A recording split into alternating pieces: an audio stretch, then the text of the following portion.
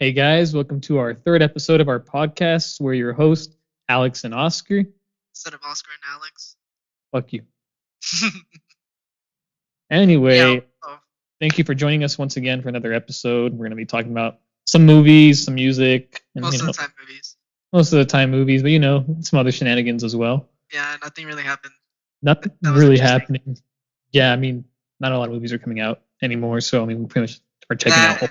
There isn't much going on in the world. Well, there probably is. I just didn't bother to look. Yeah, there's been some things, but pretty mild, I would say. Kid Cudi dropped that new song with Eminem. Ooh, Slim Shady and what was it called? No, The Adventures of Moon Man. Moon Man, Man, can't you see? I'm not Someone's finishing gonna that say- song. If some of you guys know what song we're Jaden's talking listening to this. Jaden Grady's listening to this. There you go. Your favorite song. Shout out Jaden Grady. Oh, But anyway. that's- But yeah, no, Adventures of Moon Man and Slim Shady. How did you feel about it? It was okay. It was okay? What'd you give it? 7. Yeah, it's probably around what I give it. 7.5, a little bit higher. I'm super iffy with Eminem. Well, at least like pretty recent. Are you talking about in general or like his In recent general. music? I personally think Eminem fell off. I wouldn't say fell off, but I think he peaked for sure with the Eminem show back in 2003, 2, throughout the years. But yeah, How old was that? long time 2003. ago. Yeah, because Encore was not as great. Some good tracks here and there. Then again, Kid Cudi was kind of the same for a while too. Even though some people will just defend Speed and Bullet to Heaven, I'm just speaking about it on a general consensus type of thing. I don't have anything bad to say about Speed. Some bad things to say about Speed and Bullet to Heaven, or like, or some other Kid Cudi projects. I enjoy some of the tracks in Speed. Yeah, that's what I'm saying. Like, I think it's kind of grown on some of us recently, but the general consensus is still 0 out of 10. fuck you, Anthony Fantano. Hope he listens to this one day and sees what you said. He'll give us a light 5 to a decent 6.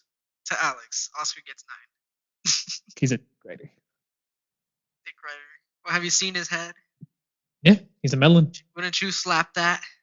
That's gay. It's not gay. Quit saying that. We're not trying to cause controversy. Forgive me. I'm my biggest. You're forgiven. Yeah. I mean, I forgive you. I don't know about everybody else. Nah, but it seemed like a pretty good track. Both of them had pretty much the same flow. Eminem at least didn't go overboard like how he does recently. Like he goes for some really weird flows, some really weird bars. Me personally, his rhyme scheme, his words usually, as always, they're pretty good. I won't knock it down, but especially on the not Kamikaze. Wait, yeah. No, yeah, to the last 2-3 albums, they've been kind of in terms of there's been some good tracks here and there on those albums, but it's Eminem. It's Eminem. There's been a dip in consistency. But it can't beat his masterpiece Venom.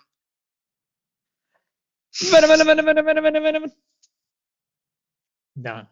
Nah, but on their website there was a thing that said project for future project or something like to like pre-order, and now some of us are like, we don't know if it's either a new Kid Cudi solo because that he's been teasing for like next year, I believe, or it's Kid Cudi and Eminem, like maybe like an EP or something. I don't know. It's on the same website as all the Adventures of Moon Man and Slim Shady merch. It's just a sweater with the album with the single cover on it. But I don't know. Kid Cudi's got that new show coming soon. True. Wasn't it supposed to come out this year? I don't remember. Or it's called Intergalactic, like the song. Intergalactic you. Copyright. No, Copyright not right. But yeah, that sounds exciting as well. Kid Cudi writing a show as well with him and Kanye. Mm-hmm. Did you hear about that? Yeah, we're gonna talk about Kanye again. Third episode in. Nah. Third episode in. Nah, you did see the little 2-minute clip, right? No. I haven't. It's a Kids See Ghost cartoon. It has the graduation bear. It's Kanye, and they're voice acting, by the way, both of them. Except Kanye's the bear, and he doesn't say anything. He just goes like he just like that's how he talks. That's the only way he makes Like a communication. The name of the bear is Kanye Bear now. Yeah, Kanye Bear, or Kanye Bear, and then the Kid Cudi's character is a fox. Why a fox? Because he's foxy.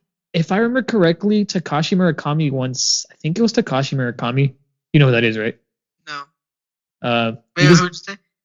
Takashi Murakami, Japanese artist. He's the guy that designed the Graduation album art. And then if you've seen that flower with the multicolors with the smiley face, I don't know if you've seen that. Probably not. That's all his. That's his art. I think in one interview or conversation with him, he did say once that Cudi radiated fox energy or something like that. So what does the fox say? Stop. The name of the fox is Kid Fox, and he does talk, except he's like very energetic or whatever. But the 2-minute clip was really weird. It was a trip. I think watching it on some sort of like drug would be a trip to watch. Not like we're not saying we should do drugs. Possibly you should know our fan base by now. No, I'm kidding. If we have a fan base. But yeah, I don't know. Cudi's been doing some pretty good things. I'm glad he's overcome his depressions that he had a couple years ago. Yeah. He's on a curve upwards. Yeah, he's doing better now. I'm proud of him. Everyone's doing better. Good for Cudi. Except me. Stop that. It's all going downhill from here, son. Stop that. This year has been such a shit show. It happens. Yeah. I'm going to pull out the Jack Daniels. You stop that. Let Jack Daniels start downing the whole bottle like the characters on Lighthouse. Oh, that's a good segment to Lighthouse. So for anyone who doesn't know what Lighthouse is about, would you care to explain, Alex? God. Without spoiling. Just say what it's about. So because I know last time when we talked about Silence of the Lambs, we didn't even say what it was about. All right. So the Lighthouse, properly. The Lighthouse is a movie about two sailors. All right, and they're living and working on an island to command and control the lighthouse, even though it's the older sailor. There's a name for that. Oh, lighthouse keepers. Yeah, there it is. There's two sailors. One of them, the older one, the one that's had more experience, and then there's the younger one, played by Edward and Norman Osborn. Norman Osborn. Godspeed, Spider-Man. Out am I? But anyway, yeah, it's them two, and then the older one's kind of more. He's kind of a dick in terms of like. He's like, because he had like superiority and Robert Pattinson's character is very he's just like, yo, why won't he let me to the lighthouse or whatever? Yeah, he's quiet, he keeps to himself, he's just there to do his job. Basically everybody working. And then everything goes to shit. Two guys go insane together. That's the story. They have love time. No, I'm kidding. Maybe it's hinted. Maybe. I don't know. I mean, what would you do if you're stuck in an island with some dude for like God knows how many months or weeks? I don't even know if it was weeks or months. They made it sound like he was even longer.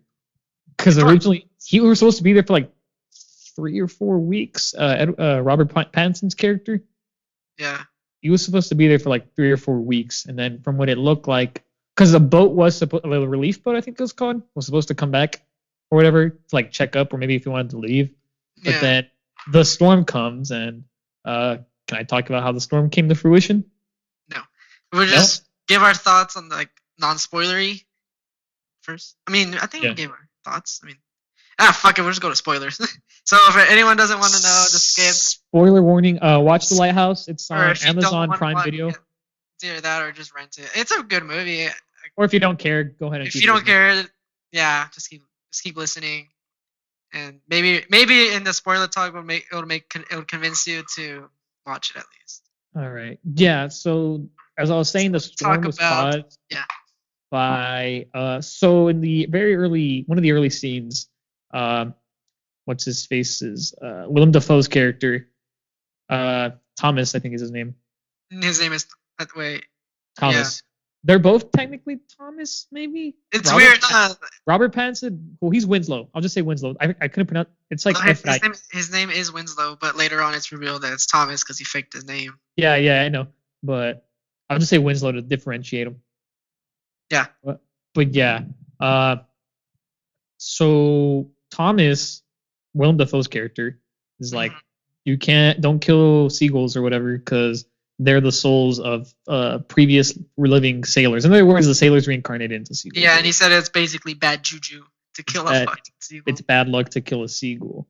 And then there's at one point, I guess the water system's contaminated because there's a dead seagull in their water system. And then another seagull pulls up and kind of like, I wouldn't say mock, but he's just kind of there like. He just fucks with them. He's just fucking with them. Yeah. And then Winslow, Robert Pattinson's character, he's just like, fuck this. And he fucking grabs and just starts swinging it everywhere. I like how they show it too, like, bam, bam, bam. Yeah, dude, I was like, damn, no animals harmed in the making of this movie. I like how it's set up, though. Like, looking like an early 1900s movie. Yeah. It's got that grain. It has that grain. I like the black and white. I feel like the black and white fits. The only thing to make about the entire setting look bleak. The only thing that doesn't get from it is the visuals of that era. They're very one-sided. You didn't like it? No. I'm not saying it's bad. I'm just saying that's the only thing I didn't get from that era of filmmaking. Oh yeah. The shots in those eras weren't very, because the shots in this one were very modern. Yeah. It just had a black and white filter on it. Like a Snapchat filter. There you go. I'll save us some money. So what'd you think of the mermaid? Dude, that shit made him horny as hell. But I feel like that was creepy though when it started like whenever he went up to the mermaid. Yeah. It started like squealing. Yeah. Like almost laughing. Dude, it had a shark pussy. I read up on it later on. Oh my god, that whole fucking the imagery in this movie is weird. It's very strange. You have to pay attention a little bit more. Yeah, it's like you're going insane with them, and that's what I liked about it. Yeah.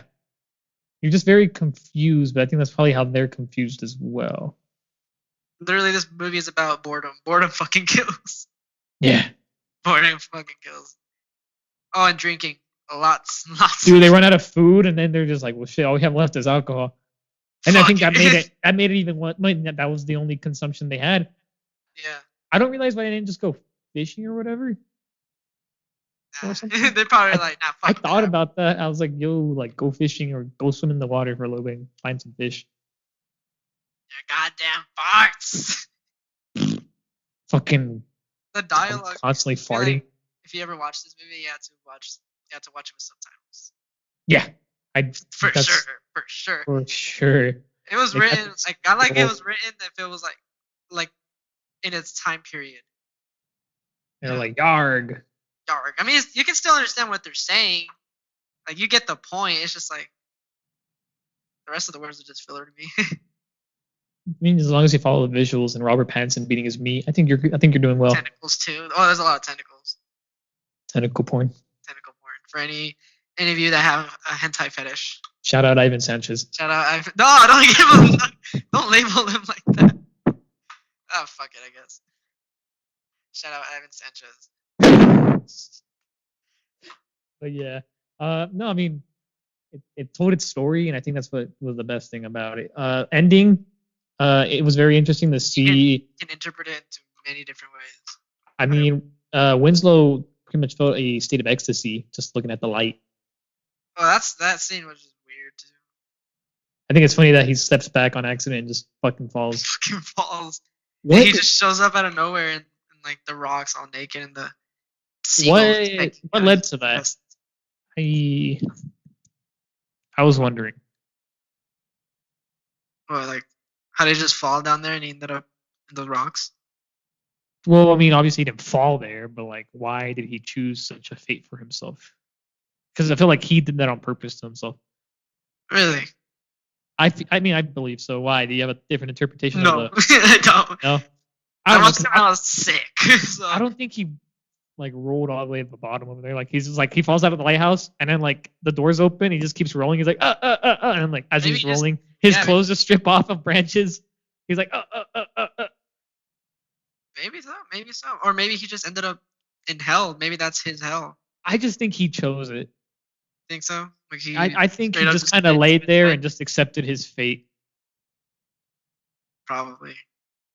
Yeah, and it got pretty kind of gory with whenever Willem Dafoe comes back with the axe. I had to do some reading on them. He was running to him like if it was The Shining. Yeah, I had to do some reading for some of like the symbolism.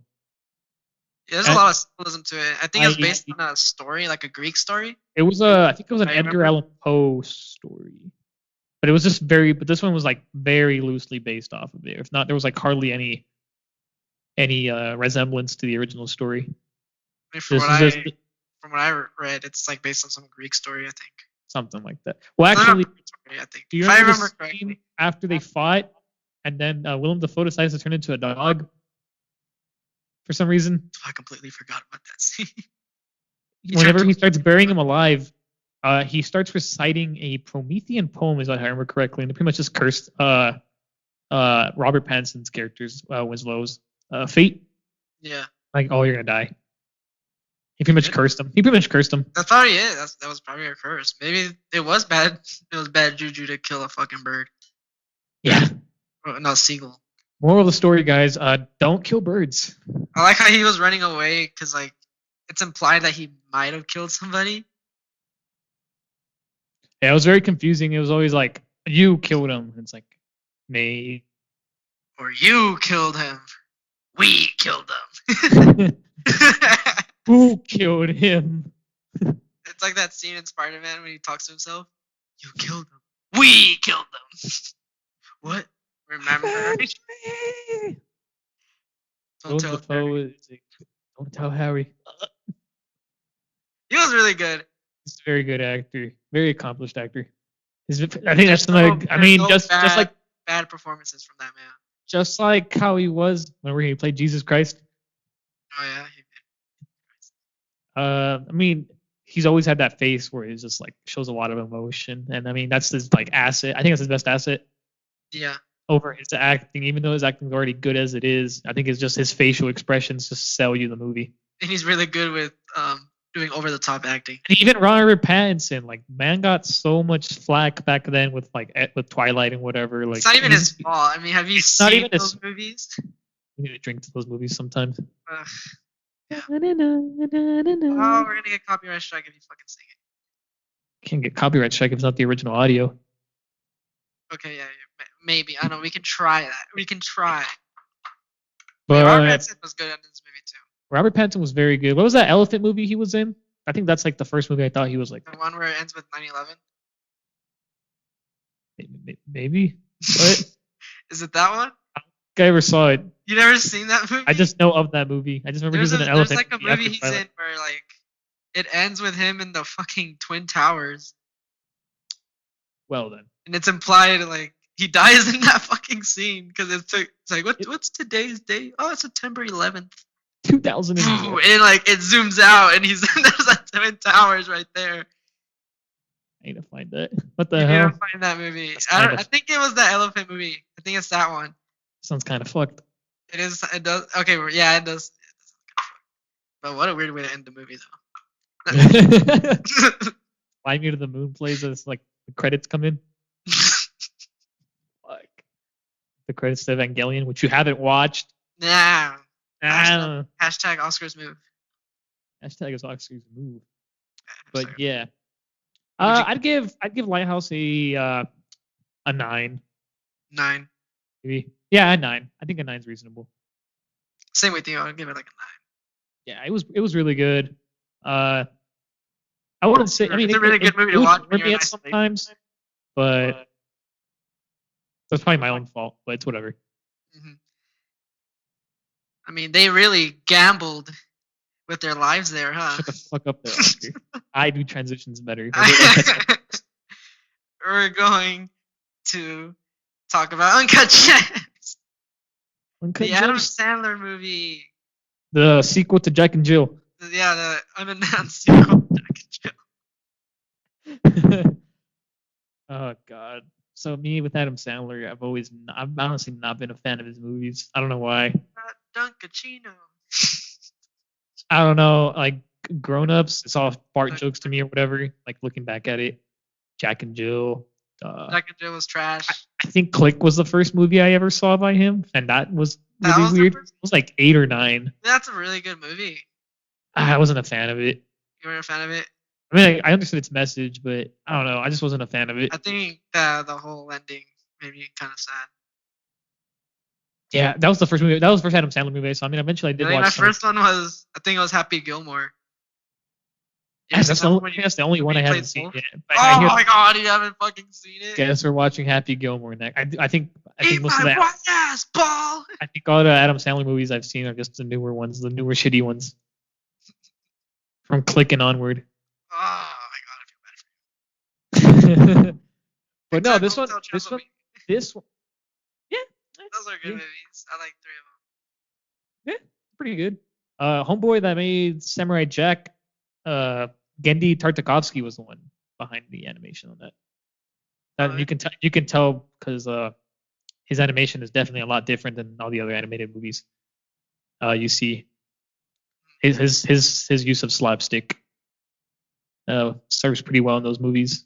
Yeah. And he's finally bringing back the Popeye movie. Oh god. They're finally no. You know what we got instead of the Popeye movie? Wait. Got the Emoji movie instead. Oh yeah, I've read about this. Yeah. If you go on YouTube, guys, and look up the Popeye movie trailer. It's like animated, like 3D animated. It's actually really well done. It's very funny, very slapstick, and it gets the job. Sony really messed up getting out the emoji instead. That was one of the things I was really mad about back in the day. But we're going a little bit off topic, but that's just something I wanted to say because Gendy's a really talented man. Guess you can say Sony gambled, huh? Stop. What do you think about okay, basically what the movie's about for anyone that's never fucking heard of it? So Uncut Gems is about a Jew. He's literally about a Jew. I'm not wrong. Uncut Gems is about a Jew, a jeweler. Wait, he owns a jewelry store. He's a Jew who owns a jewelry store. A jewelry.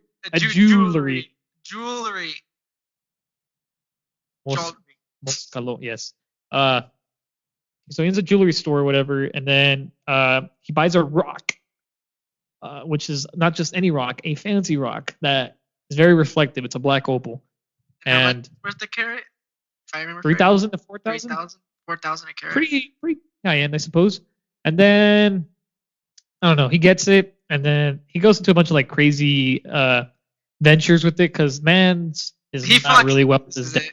A lot. He's in debt. So man, he's in debt, and he's got to pay he's got to pay someone back, and he's got that stress all over him, and he keeps losing the rock, and he's got to find ways to like pay him back, and every time he thinks he's about to sucking, he ends up losing, and it ends up looking bad on him, and it just keeps stacking onto him throughout the movie. And keeps gambling. Gambling's a very bad addiction. Kevin Garnett, basketball player. Which I'm surprised he did really good in this movie. Yeah, he's an actor. He did very well, but that's typical of Kevin Garnett when it comes to like just being good in general. Like he's that mentality, even back when he played in the NBA. But no, he did very well in this movie. His acting was pretty well. I mean, he was playing himself. Anyway, but still. Yeah, because it takes place in 2012. The movie takes place in 2012. There's a lot of references to that area. It's really weird. It's like a trip for us because we were in middle school back in 2012. Yeah. They're playing. The Weeknd. They're playing the Weeknd. The Weeknd's in the movie. Yeah. And it's funny because you can't say what happens. No. Yeah, but it's when you think 2012, like Weeknd hasn't like fully blown up yet. So like it's interesting to see that. Yeah, like the entire trilogy of mixtapes had like dropped the year prior in like 2011. You know what they should have done? What? Should have referenced a Party Rock anthem. Stop. Also, New York. They've used some music in it. Meek Mill's "Amen" is in the song. It's in the album movie as well. And then I think "Swimming Pools" by Kendrick was in it, right? It was in that club scene. Yes. Okay. That takes place after the Weeknd concert. Yes. That mini concert he had. And then the iPhones, they're all using like iPhone 4s. Like it's truly a blast to the past for people that lived through it. I'm used to watching movies that either take place like modern or fucking 1800s, like in Lighthouse or I 1980s. mean, even then, 2012, if you had watched movies then at the time, it would have been considered modern. But yeah, but this is a movie that was written right recently. That was made in 2012. Fun fact about Kevin Garnett: they went through like 3 basketball players before they set on him. Sotomayor, and then Kobe Bryant, rest in peace, and Joel Embiid, who's still playing in the league right now. I think that probably would have defined what year they would have been writing it on about. Yeah. But and it's really interesting that they used the Eastern Conference semifinals.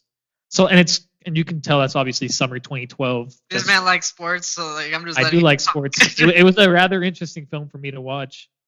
With those types of because of sports, because of the music. It was very interesting. Like sports, I was like, oh shit, this happened during the Eastern Conference semifinals. I was more interested in with Adam Sandler's performance. I was also very interested in Adam Sandler's performance. Because he got nominated for like other awards besides an Oscar, sadly. You're an Oscar, not wrong. An Oscar. I mean, if he ever listens to this, I would give you an Oscar. Oscar is gonna get sued, but anyway. Do you want to move on to spoilers? I think we covered it pretty well. So if anyone, as we mentioned, I feel bad for the people who are trying to watch this and like haven't seen any of these movies. They're like, fuck, and they gotta pause and then watch the movie. Or they probably don't. Honestly, like they probably just listen to all of people are just chilling. Maybe they just want an opinion on the movie or whatever. It don't matter. But yeah, we're gonna go to spoilers. You know the drill. Go watch the movie. If not, just stay. Don't matter. Don't matter. Skip through the video. Make sure you don't hit the part where we're spoiling it. But yeah. On to spoilers. All right. Spoilers. So. This is how I win. This is how I win out of 10. I don't that entire scene with that exchange between him and Kevin Garnett in that scene. Probably the best. You made that bet? Yes. That scene with him and Kevin Garnett where he's like, this is how I win, I think was the best scene in that movie, hands down. Yeah, because that's where like shit's about to hit the fan. He was really gambling for everything. Everything was on this bet. Everything was on the line at this point. He was like, fuck it, we'll just triple everything and we'll win. How much money again? Like $1 million something? It was over $1 million. Fuck. I forgot the exact it was over $1 million. And it sucks the way it ends for him. I mean, it was the only way that it was gonna end. He was gonna die regardless. Like when I was watching the movie, I was just thinking every single moment he's gonna die. Every single fucking moment. Yeah, I think that's what the movie wants you to expect because the movie itself literally is just anxiety. The movie, like whenever they're all shouting at each other and shit, talking over each other like right now. Especially with the use of music that they use during those type of scenes, it just feels very anxious to watch. Yeah. And it's very fast paced. It keeps you on the toes a lot. And I mean, even though the character was written this way, he's such a fucking idiot. Always being the only reason I feel like the only reason his character works and for us to like him was for Adam Sandler's performance. Yes. Feels anyone else? It made like that like choosing the right actor for that would have make or break that movie. You want him to win, but at the same time, you know he doesn't deserve it. Yeah, he's just like a charismatic asshole. Like you feel like there's still some good in him just by like the way he acts. The words of Kanye West: "Immature asshole, immature adult, insecure asshole." Fuck. Yeah. But I think that summarizes him as the character. But regardless, Adam Sandler did a very good performance. Give him credit where credit's due. It's one of his best performances. It probably could be his best. I mean, I haven't seen that. No, it is the best. It is the best, probably. I mean, it's not very common for Adam Sandler to go into a very serious film, even though he is still kind of funny throughout the scene, but a movie. But it's not supposed to be a overall comedy. It's supposed to be taken very seriously. I can't help but to laugh sometimes. You do, and I think it's interesting that like he's just constantly burning bridges throughout the whole movie. Yeah. Like, oh my God, he fucks up with his wife when they find him naked in his car. He fucks up with his daughter just for being weird. Fucks up with his son kinda with like, whenever he finds out about the mistress to that one neighbor. But even though he's still kind of like, yeah, it's my dad's friend Kevin Garnett. Like at the end, he burns his bridges with his father-in-law. Whenever he gets to that scene just made me like sad, high key. I don't because like the whole bidding thing was. I think that was the most stressful scene for me. It was the most stressful scene because you want Kevin Garnett to win, but at the same time, like nothing ever goes right for Adam Sandler. Yeah, he kept pushing his fucking luck. He's like, you gotta hit like 200K. for him like to say like more than that. I think he was aiming for like 250. He wanted to. I think that's how much he needed to cover his debts. I just think, could they have been more reasonable with him if they could have paid him like at least a good majority of the money back, and then be like, let me get some more money. Like at least I got you guys a good majority back. But at that point, they were already. Should have just started pawning stuff. I mean, he's got the watch and shit. Like I don't know. It's implied that most of the shit was fake though. Yeah, he just doesn't want to lose. Because no one likes to lose. No one does. No one likes to lose, but like even then, you gotta know when you need to lose. Honestly, if he would have won, even if he lived, he probably would have gambled all that money away. Yeah, but I mean, at least his debt would have been secure. I mean, even if they had spared him in some way, like, because I mean, I don't even know what his name is, but the blonde goon, the very angry goon, the one I was talking the most. Yeah. I'll just say blonde goon. I'm pretty sure everyone knows what I'm talking about. He just gets really pissed, but I mean, it's built up in a way because throughout the whole movie, like Adam Sandler's just been like with him. I mean, Howard's just been against him. Like he bites him at one point in the arm. Yeah, he bites one of the guards. Yeah.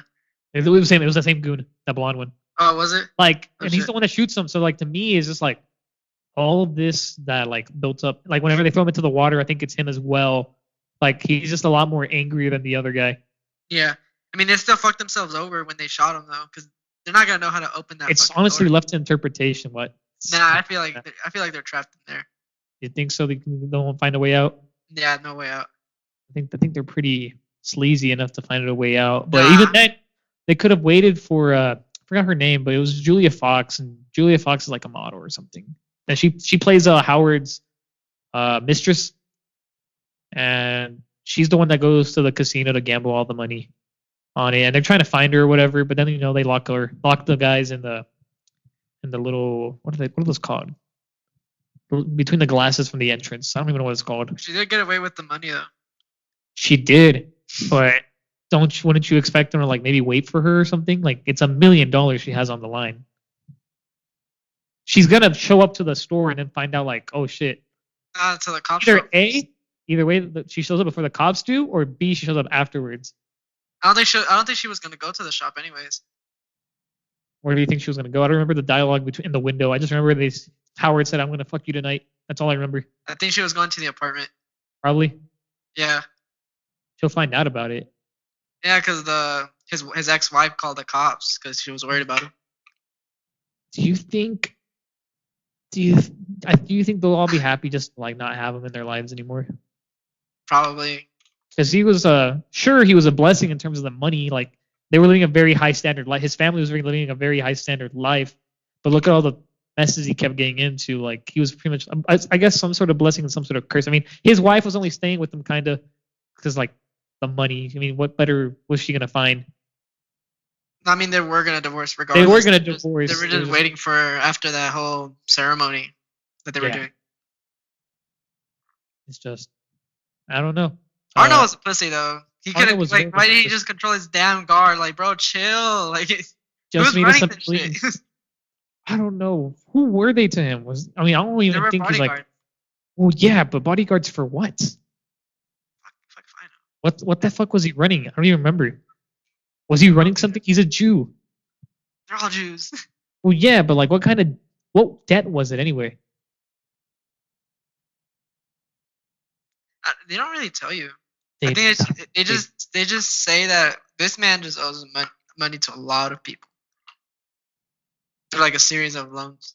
And it sucks because he could have won at first with that first game. Oh, and that one gamble he did until yes, he could have actually been able to, but like they said, nope. We pulled out the deal. I was like, bro, I was like, gonna win. I was gonna win. I know. And he was gonna win. Like the results were in his favor. Like he won, but they pulled the deal out. Yeah, pulled it before that even happened. Too. Like he keeps getting screwed. Like when he thinks he's about to win, he just keeps getting screwed. Kind of like in real life. And they referred. I mean, I've read up some things where it's just like they referred to him as an uncut gem. Like remember at the very beginning where like we're seeing inside his asshole. Oh god. The reflection. So what do you think of the Rock? Not Dwayne the Rock Johnson, but the gem itself, the MacGuffin of the story. I guess it just reflects on who people are as a character. Whenever, because I read up some videos as well where Like what The Rock represents. The Rock kind of represents like Kevin. The only two people that actually like mesmerize themselves looking into it is Kevin Garnett and Howard, which of course we see them clash about how you find a way to win. Like he like especially when he's like, so you profited 100 grand just to make 65 more grand. He's like, would you rather win by 1 point or by 30 points? Like, and Kevin Garnett's a very back even when he was playing, he was like like a very winning type of player. He just wanted to win all the time. I mean, he even gives a little speech at the end of that final game, whenever he's talking to the reporter. That game surprised the fuck out of me. Why? Because of all the shots he made. Like it actually fucking happened. Well, I knew. Like how many rebound shots you had to do? Like 26? 26, 25, 26, somewhere No, around. I think it was 26. That's 26 rebound shots. I mean, I knew what the results were going to be anyway. I knew the Celtics were going to win that series. I didn't. So like, but that was already expected. Damn. So, at least for me, I think that was my only spoiler. I was like, okay, so I know the Celtics are going to win that game. For me, I didn't know it. Like, fuck if I know. I thought it was going to be like. If I remember correctly, the Celtics do lose the next series in the Eastern Finals. Who were they playing against? Shit, I don't remember. But yeah, don't lean on the glass, KG. Don't lean on the glass, KJ. Okay, it's KG, jackass. And the weekend is in the movie the as weekend's well. In the movie. I forgot the best scene of the movie. Adam Sandler fighting the weekend. Who would have fucking thought that would get to this point? And I thought it was funny whenever he says he's never gonna go big, and then I was just laughing. I was like, when did the weekend spit at him? He drops Kissland the next year after that. And he played one of the songs. It was called the Morning or something like that. The what? What song did he play? It was like the Morning. I think so. I don't know. Whoever the fuck's the Weeknd fan. Wasn't it House of Balloons? I don't know what I'm talking about. There's so many songs on those 3 mixtapes. Like I can't even like distinguish which ones. That's the thing about. I don't know. That's the thing about trilogy. Sometimes I'm just like, yeah. 28 still my favorite song on that mixtape. On those 3 mixtapes though. It was very poetic how Howard died though. Yes. He was so happy. He was like, yeah, I won. He literally died smiling. And like the music at the end and the end credits. Reflecting back on that whole little zooming in on him with like the little cosmos things, that just whenever him and Kevin Garnett look into the thing, like that's like to them, it gives them a reason to win. I mean, Kevin Garnett would only keep it on to him because he thought that was helping him win. Yeah. Like it ices them. In Howard's case, it was enticing him to like, oh man, I'm gonna make so much money. And in Kevin Garnett's case, it was like, I'm gonna win these games. Because he saw like his like entire legacy right there. Yeah. In The Rock. Yeah. It was stressful though. Whenever like he couldn't even get it back. Remember he's like that one scene when they were trapped in the doors. Yeah. That was very stressful for me because everyone was just yelling. I was getting anxious. I was like, what the fuck? Like, shut up, everybody. Stressing me out. Yeah, it was a stress fest of a movie for sure. It was anxiety in the movie. But yeah, I mean, it did have its flaws here and there. Like I mean, the ending was fine. It just felt kind of empty to me. I mean, it made sense why it should have ended that way. Like the build up to it was really well done, but I don't know. I just felt like it was kind of empty. Like I don't know how to explain it. It's like it was fitting for him to die though. It was fitting for him to die though, but like I didn't feel sad. I was just like, I mean, bro, like what you expect? It just ends right there. A guy literally threatened you through the glass door to shoot you. The pacing was well. It was very fast. It was very fast, but it was. I think it was good for that movie. Mm-hmm. A lot of stuff was covered in that movie. But I'd give it a downfall of a gambler. I'd give it an 8.5. 8.5. Solid 8. No, actually, maybe. Fuck, I'm like stuck between a 9 and 8. 8.5. I'm giving it an 8.5. It was a 9 up until the ending. The ending killed it for you. A little, yeah. I think it was a good ending, so fuck. I didn't have any issues with it, really. 8.5. It's still a good movie. I'd buy it. I'd buy that shit. I'd watch it in the movie theater. I'd spend $20. There you go. Basically, it gets an admit for a ticket. That's my score right there. He gets an admit. What a shitty score system. Fuck you. Fuck you. We're learning new things here, okay? We're trying things. I also learned and tried new things with Parasite, a Korean movie. What a terrible segue. I had some pretty good ones at the beginning, though. Fuck you. No, mine was better. No, it wasn't. You really gambled with that idea. Stop. I was actually imitating you as I was making that segue. Well, you did a terrible job. No, it means I did a good job. It made you mad. No, you did terrible. I made you mad. I win. You did terrible. This is how I win. Shut up. I'm gonna come. Rent free. Rent free? Yeah. I can just forget about you. There you go. The Parasite. I heard you just switched to Parasite. Oh yeah, okay, we're watching Parasite, the Oscar-winning movie from South Korea. And it's Korean. Or as how North Korean propaganders pronounce it, Korea. Oh, is that how they say it? I don't know. I was watching a Vice documentary one time, and they're like, "The people of North Korea," and I was like, "North Korea? All right, whatever." Career. North Korea. And I was like, career? I thought the same thing. But anyway, yeah, it was a good movie. Parasite was a very well done movie. So what's it about? I don't even think the language barrier was a problem. People were just tripping about that.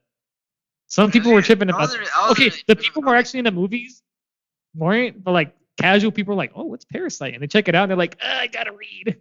Then all the anime people were just like, "Yes."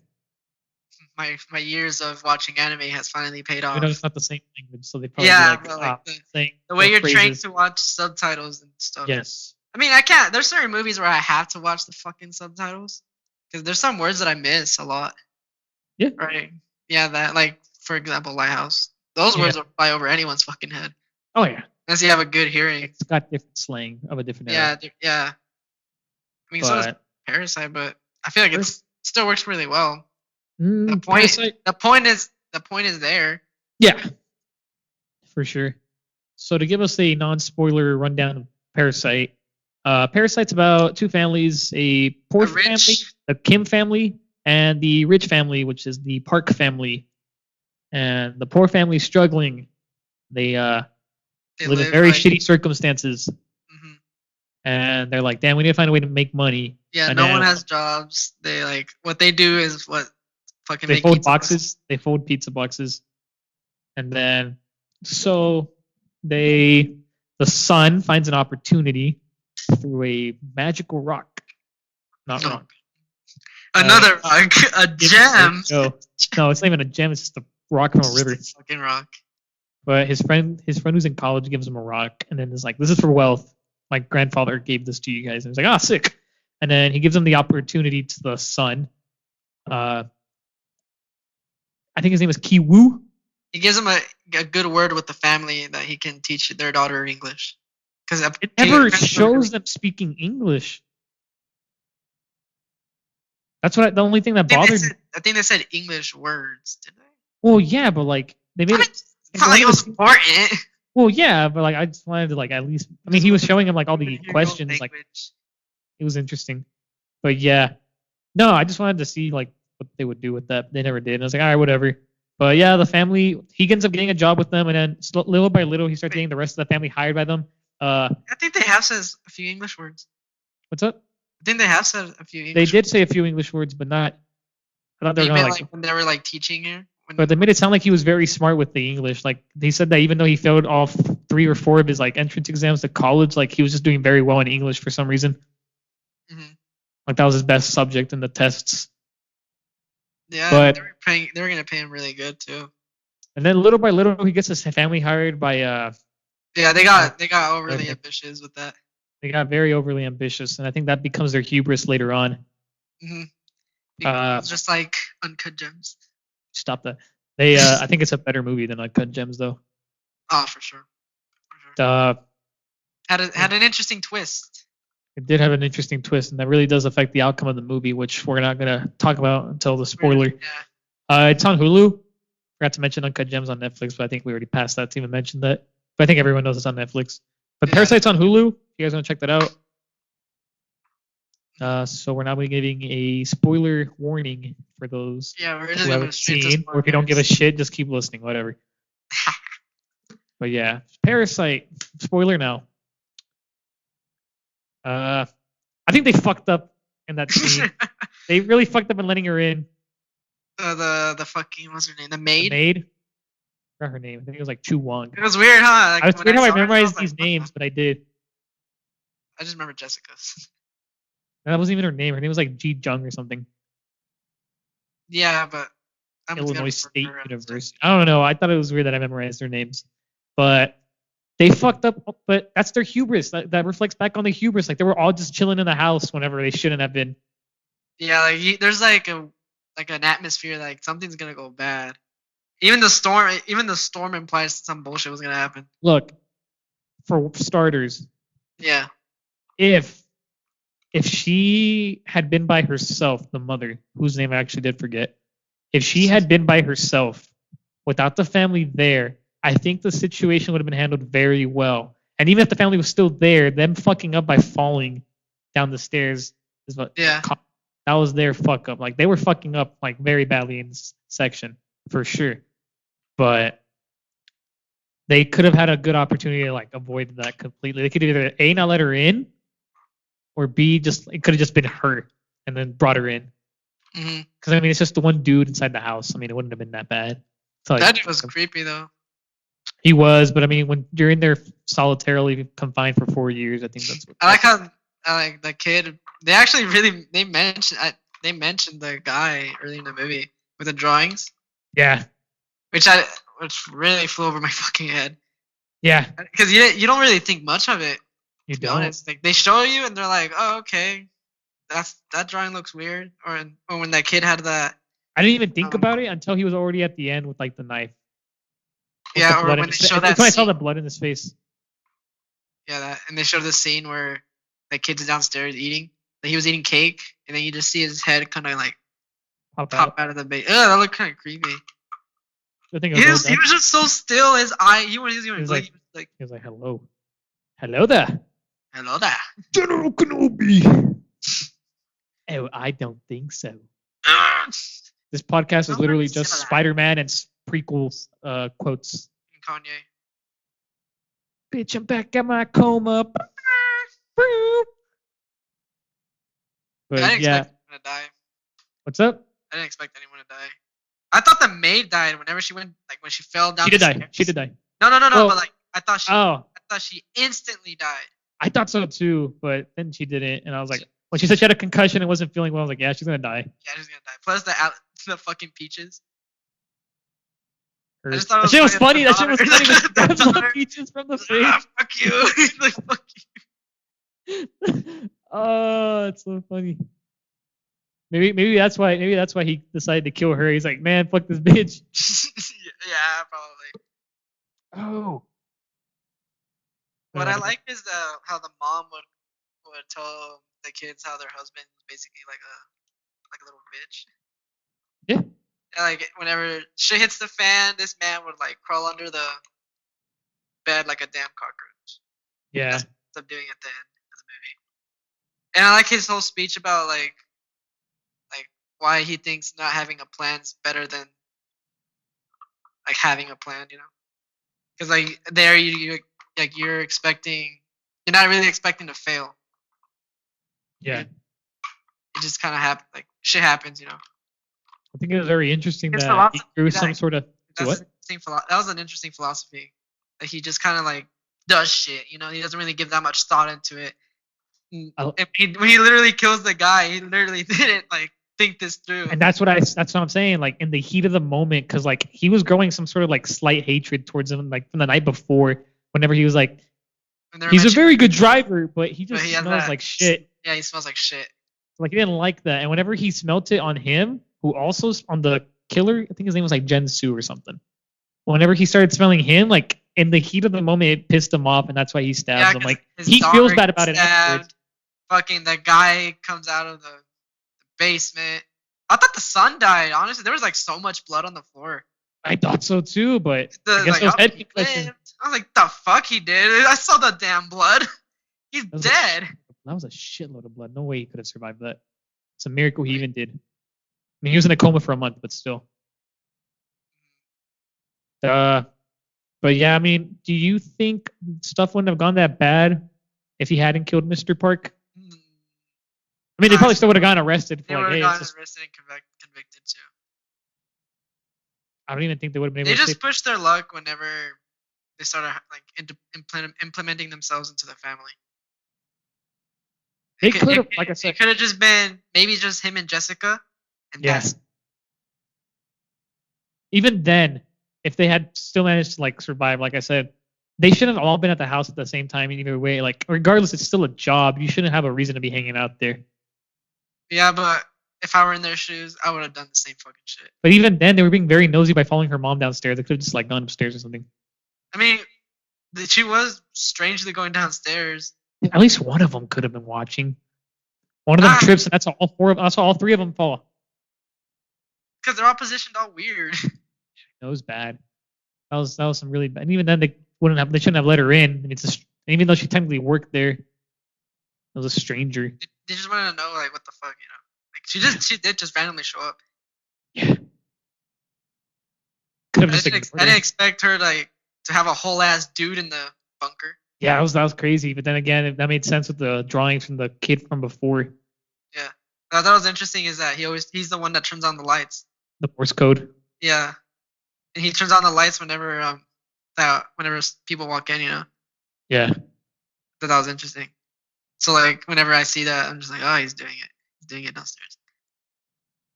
I just don't understand how they don't even have access to that. I thought that was funny. They didn't even know that there was a fucking bunker down there. They failed to mention that. I think she did say that. Like they failed to mention that there was one. No, that's what he says. That's why I'm bringing it up. Oh, okay. Yeah, they did like the architect, the guy who was made for before, was down there. But that's crazy. Like the debtors, they could have at least like. Why did he have to stay down there for so long? Like, he owed money to the. I know. But like, I think so many years had passed. Like, couldn't you have found like a way to like maybe sneak out and go somewhere else? I'm pretty sure your trail's like already cold with you being gone. Mysteriously gone. I think he just got comfortable there. He did get very comfortable because he kind of idolized Mr. Park. That and I mean, who's gonna look there anyways? True. Because he did get to a point where he was just idolizing him at that point. Yeah, and plus free real estate. Free real estate. It's interesting that the dad, Mr. Kim, ends up suffering the same fate as well, where he's just kind of down there chilling. And I like how the movie ends, where like the son imagines himself buying the house and seeing his dad. There's a glimmer of hope of maybe someday saving him. Yeah, but then like reality sets in. Well, he says that I will work my way to get you out of there eventually. Eventually, though. Eventually. Avenge me! Avenge me, you jag. But yeah. I don't know. It was a bittersweet ending, though. It was a pretty bittersweet. I mean, it sucks that his sister died. Yeah, that too. She fucking died. She ended up put peaches on her face, I suppose. I thought it was interesting that she was the one that got targeted, but I think that might have been the reason. They could have targeted anyone else, but he went for her. I mean, she was in the center. She was. And no one stopped him. No one bothered. It's because he was just moving fast. They're probably just like, what the hell? They were just like, but like. Where did he come from? They could have at least done something. But it's rich people being rich people, like, oh my, a killer.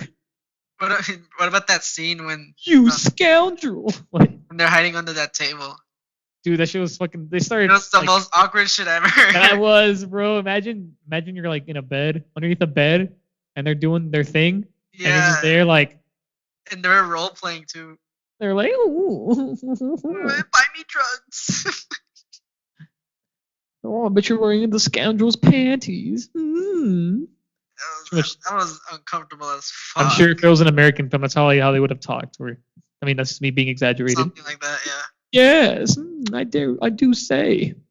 Ugh, that was just uncomfortable. That man smells like. Oh, how do they say it? Shit. Dude, them getting out of that table was stressful. It was, especially when like Kate was just laying there in the dark. Yeah. Whenever the little boy like turns on the light and they start looking outside, like he's on their left from them. They didn't even look. So they were focused on the child, but like if he had even moved or like said anything, they would have obviously turned. But like he was keeping as quiet as he can. He was just laying there like. That shit was crazy. And then like their house like got flooded. That was funny a little. It's like damn. And he keeps on to the rock because he's just like attached to it now. I think it has like some symbolism to it. Yeah, there was like it was supposed to like symbolize greed, maybe. Probably. I mean, it was hollow. That's what they said. Yeah, it wasn't even like a real rock, probably. And he throws it into the river because he's like, their fortune was fake. Yes. More of the story. Don't fake your life. And don't use people. Don't take advantage of people. These movies had some pretty good lessons. All these movies do. Boredom kills. Don't gamble. I guess you can say Parasite. Don't gamble either. But, yeah, don't gamble your life by faking your life. Just don't fake your life. Just don't be fake. It's honestly what it is. Like, be true to yourself. Be true to yourself. Because I mean, they had scripts and everything. They were like, you gotta say this and you gotta say this. Don't use this tone. Go for a much lower tone. Like they were acting. They're like, we're such good actors. Oh yeah, they were predicting what she's gonna what the mom was gonna say. Yeah. And she said exactly. What's TB? He's like, well, TB or something, But yeah, they. I will give Parasite another 9. Oh, 9. I think it was a little. It was still a good movie, but I don't think it's full on 10 out of 10 masterpiece as everyone gives it out to me. It's just a fun watch. Okay. I'll give it like a 9 too. All right. So there we go. The Lighthouse, Uncut Gems, and Parasite. Covered 3 movies this week. 3 movies, damn. That almost covered the full episode. What is next week's movies? I don't fucking know. Or this week, actually. Oh yeah, well. We could watch Akira. Akira. Oh, you want to watch Akira? Yeah, dude. Good thing I bought it for $5. I have that movie. Watch Akira. Oh, we're listing out movies now. Akira and fuck. You get one. And we can both come up with one together. Okay, you say Akira and I say, maybe I feel like I'll just tell you later. I can't think of a movie. We'll keep you guys posted on that. She follows the Twitter account, but none of you guys don't. Who uses Twitter? Who uses Twitter? Bitches. Who uses Twitter? Did you say bitches? Follow the Good Boys at the Good Boys 9 on Twitter, and then we can update you guys there, or whatever. Maybe we'll cover a Tarantino movie, or. I would like to cover a Tarantino movie. You would like to cover one? But we'll find out. And I'm trying to get this. I mean, not only has this fucking Matt wanted to watch Evangelion, but I'm also trying to push him to watch Clone High. I don't know if any of you guys know what Clone High is. It's a short-lived MTV adult cartoon series that ran from like 02 to 03. Very funny. I think it's Phil Lord and Chris Miller worked on that show. No, I did not. Yeah, they were the ones behind that show. Yeah, and for those of you who don't know, they're behind the Lego movie. They're behind the Spider-Verse movie. They were at one point behind Star Wars, like Han Solo. It's very well done. If you understand the historical context and references to some of the characters, and if you can recognize some of the historical figures, like I think it makes it even funnier. So for those that actually paid attention to history class, there you go. There's your cartoon. Or if you want to learn about history, there you go. Easy to learn. Clone High's very well done. It's your typical high school drama, but it gets the job done of being funny. JFK is my favorite character on that show. I only like JFK and Black Ops. Zombies. And get off my dinghy. Don't pray for easy lives, my friends. Pray to be stronger men. No gas shows with them. But yeah, guys. Why is he here? You lost. There's somebody breaking in. It's a Storm Dick. Sit down. Did he just say Dick? Is it Dick or is it Nix? I don't fucking know. It's a Storm Dick. I think he was talking about Richard Nixon. He was talking to Richard Nixon. Mm-hmm. Dick, Richard, yeah. But yeah, Clone High's on YouTube. The full series is one full run. You guys want to check that out? And yeah, I think that's everything we had to say. Oscar, you have anything else?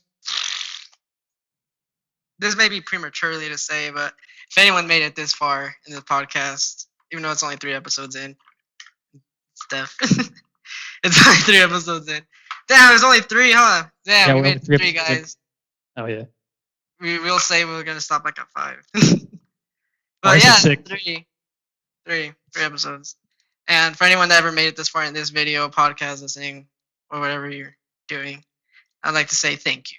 Thank you I'm saying I'm part of Alex. Thank you to viewers like you. To viewers like you, it's good to have a platform. I mean, for us to have a platform to talk about this kind of stuff. We've been putting it off for like a while, and I feel like I'm more relieved because I've always wanted to do shit like this, but never got around to it. About like since maybe I was like 15, 16. I always talked about, oh, I want to review movies or talk about dumb shit and have people listen and enjoy, you know. And this year proved to be a huge shit show for all of us. People died, hearts were broken that not even duct tape could fix. Sadly. And yeah, and it's nice to be able to do this. Could have been a different time. It could have been last year. We could have done the shit last year if we wanted to, but it had to happen this year.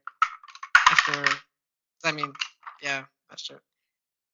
And I greatly appreciate anyone that's that's actually taking the time of their day to listen to us, or sharing, telling other people to listen to us too. Hopefully, this becomes bigger. At least I hope it becomes bigger, because I don't want to do anything else in this life. I don't want to work in some job that I hate forever. I don't want. Yeah. So I think that's all I got to say. I mean, I don't know if Alex is gonna say anything. You're good, bro. You're good. I mean, don't forget to share the podcast, guys. Help us improve. Give us criticisms, things you guys liked. Just help us get better, get bigger. Shout out to those that have already been watching this since day one. We know who you guys are. Yeah. So there's that. And don't forget, like, times like these are really fucking hard now. Shout out Ivan Sanchez. Shout out Ivan Sanchez. Yeah, times now are like really hard for everybody. Protests and all that crap. Just remember, don't forget to always cherish the ones you love, actually. The ones that go out of their way to make sure you're doing fine. Even as simple as fucking seeing someone cry, like seeing someone cry right there, and then you going out of your own way, even if you're not used to like being nice and shit like that. But like your gut said, fuck it, I'm gonna be nice to this person, or because I feel like it. And going out of the way and give them something like, let's say, chicken tenders and fries and honey mustard. Going out of the way and do that. Always cherish the people you love, especially the ones that go out of their way to make sure you're doing okay. And always be truthful to them. Be nice. Don't be an asshole, obviously. And yeah, just if for some reason, like, anyone can die at any point.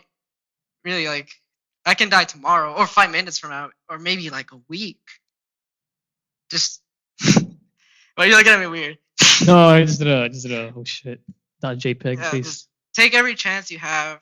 If you have an opportunity to, let's say, get a scholarship, you get a scholarship for a good college, do that. Just fucking do it. No one's gonna stop you. Do that. Or if you want to ask this person out, do it. Fuck it. If you want to go out and see the world, just do that too. If you have the money, the opportunity, do anything you can. Or if maybe you just want to like get back with somebody or something like that, and you don't want to say it. You don't want to be the first to say it. Most fucking likely, they want to go back too. They probably miss you a lot. Just and do that. And always say. I forgot how I was gonna end this now. But yeah, just cherish the ones you love, take opportunities and chances, and be kind to one another. Paid for by the Oscar for President campaign. All right, guys, we're gonna be signing off here. Don't forget to check us out next episode. Hashtag Oscars move. Hashtag Oscars move. And hashtag I love you. All right, later, guys. Bye.